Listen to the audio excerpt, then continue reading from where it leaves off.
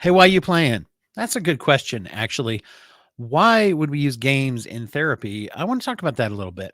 There's a couple of things with games, particularly with role playing games, where you play a character, you're part of a group, and you are doing teamwork and camaraderie. You're having enjoyment. It naturally lends itself to practicing with communications, with social interactions, with problem solving. All of those things are actually present in any group of people that are doing gaming like this. So, why do it in therapy? Well, myself and other therapists who have gotten into this, in fact, my introduction to RPGs was working with them for social skill instruction for teens. You've heard me talk about this before. What does therapy bring to it? Well, therapy brings a lot of things. You might say therapy is a lot like just talking to somebody, right? But there's a couple of things that make it a little bit different. So they basically come down to the preparation and the playing. So the two P's. I think we can use that, right? In preparation, similar to any therapeutic intervention, you're going to come in, you're going to do an evaluation. And pre-game, if you will, I like to do a lot of evaluation. We're going to talk about not only your kind of mental health and presenting issues kinds of backgrounds. We're going to talk about what do you want to get out of it?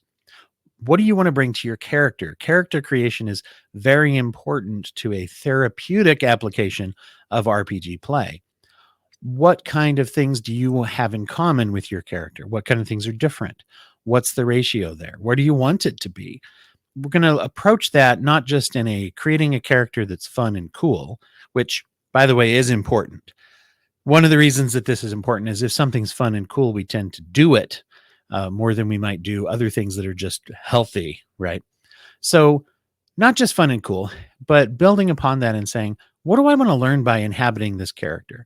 What do I want them to go through? And that can come into, is there goals that I have of processing trauma, of processing my thoughts, of self growth and improvement? Maybe I have addiction issues or compulsive behaviors that I want to kind of try to address. Some of these I can address just right up front directly. Other things I may be able to address a little more indirectly, which is actually one of the benefits of kind of a less linear thought process that you might have when you're able to get your brain in a different kind of mode. Well, and then there's the playing. One of the benefits is if we are doing this RPG with the goal of having it be a therapeutic intervention, there are benefits to doing therapy with a group more so than differently than doing therapy individually. When we're doing group therapy, there are different stages of development that the therapist is encouraging, guiding, and watching for. And you can look these up if you feel like it. I'm not going to go into it in depth here, but you've got the forming stage, norming stage, storming, performing. Anything that rhymes works really well in therapy. In fact, you can charge more. I don't know if that's actually true, but it sounds good and you can kind of remember it. As you go through the stages of a group, having a person in the room who knows those stages and is looking for the support, therapeutic, psychological benefit elements of the group running together adds a new dynamic, as does someone who has done this evaluation with you and is working through with you and monitoring goals. Ongoing to this process is also feedback of a different kind. Each group spares a few minutes to kind of touch bases and say, hey, what are we getting out of this? Are we on track? As well as individual check-ins throughout the play. I like to do it at the start, midpoint, and at the end of the campaign of several group sessions, basically, with the individual. And then checking in each group as well to see if we are gaining stuff from this and if the group is cohesive, and just those periodic check-ins.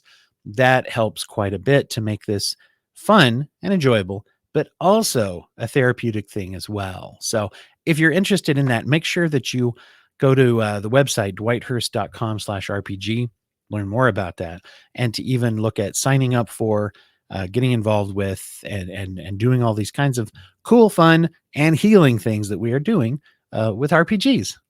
Hope I see you there.